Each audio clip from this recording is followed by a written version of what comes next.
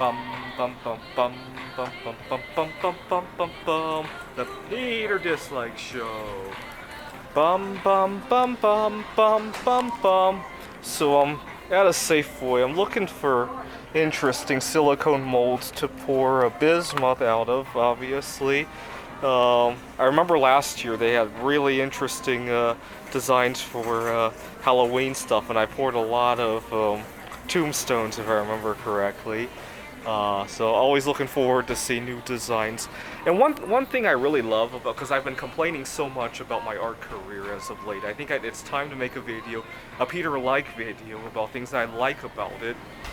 One thing I really like about it is that I don't have to deal with unexpected discussions at work or something like that. I rarely have to see anybody to do. I mean, I do have to go sell it eventually, but other than short of that, I rarely see anybody. In fact, the only time I run into toxicity with other people with bismuth is usually when I'm buying the bismuth metal. Some of these metal dealers can be wacky. I've been scammed a few times too, and that, right? That's about the only human interaction that I have with bismuth that generally turns south, right? Everything else is usually a positive.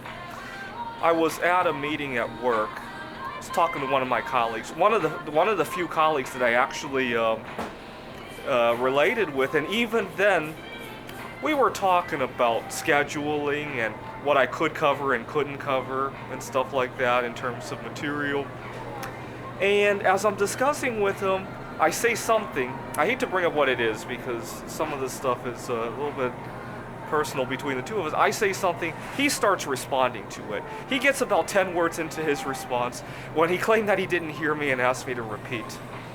And I'm thinking to myself, two things. He's buying time to think of his response. Or more sinister is that he was hoping that the second time around I would run my mouth over something that he wanted to hear, right? He was fishing for information or a concession of some sort, right?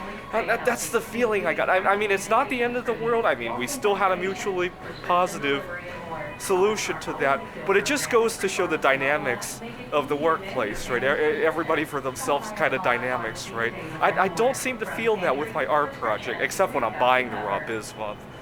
Some of that can turn south sometimes. So other than that, I don't have to. Well, I guess the other source of contention is that sometimes the people that I live with get bothered by me working with metals. That's I'd say the most toxic issue of the bismuth art is the buying of the raw bismuth, and second is the people that I live around, right? But other than that, right, if I had a good living situation and I had a good distributor for the bismuth, it'd be a pretty non-toxic event, right? Unfortunately, the one person that I related with at work, and I don't even think it's his fault. His culture has made him act like that, right? This is the Peter Dislike Show. Bum bum bum bum bum bum bum bum bum bum bum bum. The Peter Dislike Show. Bum bum bum bum bum bum bum.